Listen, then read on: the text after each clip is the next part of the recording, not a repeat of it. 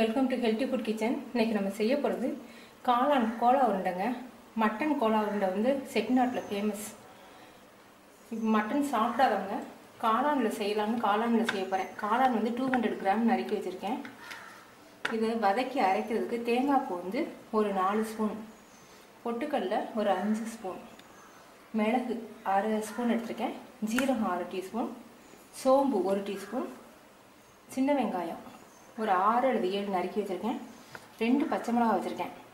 நீங்கள் உரப்பு கூட வேணும்னா கூட வச்சுக்கோங்க. நான் மிளகு வேறு வச்சுருக்கிறதுனால 2 பச்சை மிளகா போதும்னு வச்சுருக்கேன். இஞ்சி பூண்டு ஒரு 6 பல்லு.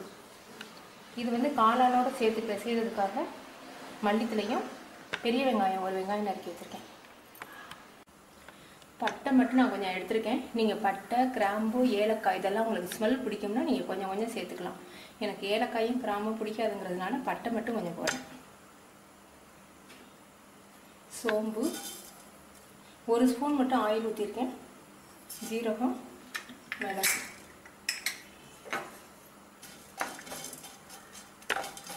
நான்ஸ்டிக்குங்கிறதுனால ரொம்ப ஆயில் தேவையில்லை, 1 ஸ்பூன் போதும்.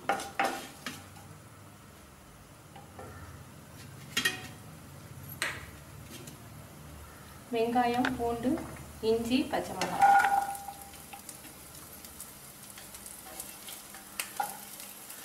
இது கொஞ்சம் ப்ரௌனாக வரட்டும். இப்போ பொட்டுக்கல்லையும் நல்லா கொஞ்சம் வறுபடட்டும்.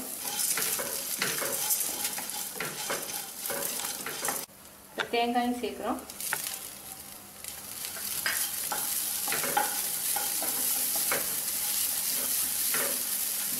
இது தண்ணி ஊற்றாம தான் நம்ம அரைக்கணும்.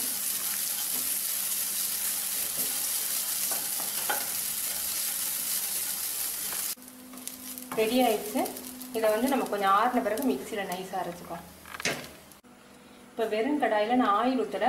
இதை வந்து கொஞ்சம் நேரம் வதக்கணும்னா இதில் இருக்க நீர் சத்து இறங்கிடும். இப்படி நம்ம வந்து இதை மிக்சியில் போட்டு அடித்தோம்னா இதில் இருக்க நீர் இறங்கி எண்ணெயை குடிக்கும் கோலா உருண்டை. அதனால் கொஞ்சம் நல்லா வதக்கிக்குவோம். காளான் பாருங்கள் நல்லா வதங்கிடுச்சு. இந்த தண்ணி பாருங்கள் எவ்வளவு இறங்கியிருக்குன்னு. இதை வேஸ்ட் பண்ணாமல் இதுதான் சத்து. இதை நம்ம எடுத்து ஊற்றிடக்கூடாது. இதிலே மறுபடியும் நீங்கள் வந்து மூடி வைக்காமல் இப்படி தொடர்ந்து வற்ற விட்டிங்கன்னா நல்லா காளான் சுருண்டு அந்த தண்ணியை உறிஞ்சிடும். அப்புறம் நம்ம இதையும் சேர்த்து மிக்சியில் அடிக்கலாம். இப்போ பாருங்கள் தண்ணியே இல்லாமல் நல்லா வற்றிடுச்சு. இப்போ நீங்கள் அமர்த்திட்டு இதை ஆற வச்சு நான் வந்து மிக்சியில் நம்ம ஏற்கனவே வதக்கினது இந்த மாதிரி அரைச்சி வச்சுருக்கேன். இதோட இதையும் சேர்த்து மிக்சியில் நைஸாக அரைக்க போகிறோம். தண்ணியே விடாதீங்க, காளானில் இருக்க நீர் சட்டே போதும். இப்போ நம்ம வந்து இதில் வந்து தேவையான அளவுக்கு உப்பு சேர்த்துக்கிறோம். இந்த அரைச்சதில் உப்பு சேர்த்துக்கிறேன் தேவையான அளவுக்கு. இது ஆறின பிறகு நம்ம மிக்சியில் அடிப்போம். இந்த பாருங்க நைஸாக அரைச்சிட்டோம். தண்ணியே விடாமல் அரைச்சிக்கோங்க.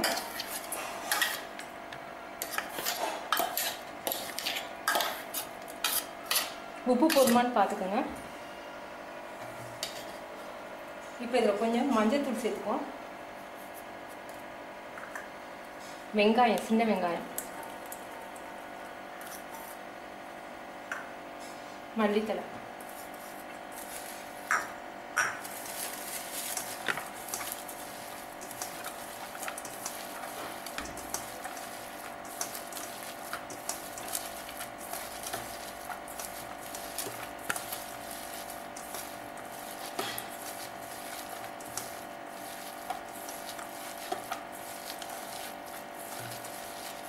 காளானில் இருக்க நீரே போதுங்க. நீர் விட்டீங்கன்னா எண்ணெயை குடிக்கும் கோலா உருண்டை. ரெடி ஆயிடுச்சு. இதை நம்ம உருட்டி எண்ணெயில் போட வேண்டியதுதான். நம்ம அரைச்சதை இந்த மாதிரி உருட்டி வச்சுருக்கேன். இது வந்து நம்ம கரெக்டான பதத்தில் இருக்குது. மஷ்ரூமை வந்து நல்லா நீங்கள் வதக்கிடணும். தண்ணி எல்லாம் அதில் வந்து வத்திடணும். அப்புறம் நீங்கள் அரைச்சிங்கன்னாத்தான் இந்த மாதிரி தண்ணி இல்லாமல் கரெக்டான பதத்துக்கு இருக்கும்.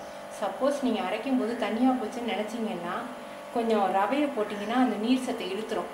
ரவையும் போடலை வேணாம் அப்படின்னு நினச்சிங்கன்னா ஓட்ஸை மிக்சியில் அடித்து பவுடர் ஆக்கிக்குங்க. அந்த பவுடரை சேர்த்துக்குங்க. ஆனால் நீங்கள் நல்லா வதக்கி நல்லா வந்து இந்த காளானை வதக்கி ட்ரை ஆன பிறகு நீங்கள் அரைச்சிங்கன்னா தண்ணியாக போகாது.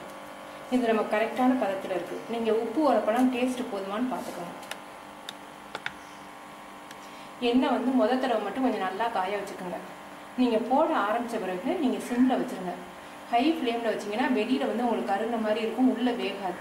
அதனால் நீங்கள் வந்து அப்புறம் நீங்கள் ஃப்ளேமை குறைச்சிக்கணும்.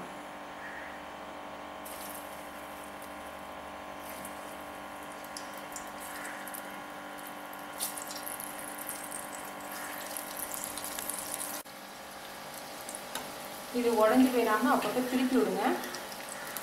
நான்ஸ்டிக்கில் போட்டிங்கன்னா இந்த மாதிரி ஒட்டாது, ஒட்டாமல் நல்லா உங்களுக்கு எடுக்க வரும். இன்னும் கொஞ்சம் வேகட்டும்.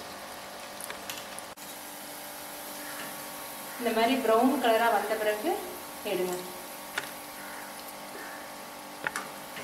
இதே மாதிரி நீங்கள் வந்து பீட்ரூட்லேயும் பண்ணலாம். காளானுக்கு பதிலாக பீட்ரூட் இந்த மாதிரி துருவி வதக்கி பண்ணலாம். பார்க்கவே ரொம்ப நல்லாயிருக்கு. காளான் ஃப்ளேவர் ரொம்ப நல்லாயிருக்கு. நீங்கள் செஞ்சு பார்த்துட்டு உங்கள் கமெண்ட்ஸ் எனக்கு சொல்லுங்கள். தேங்க்யூ.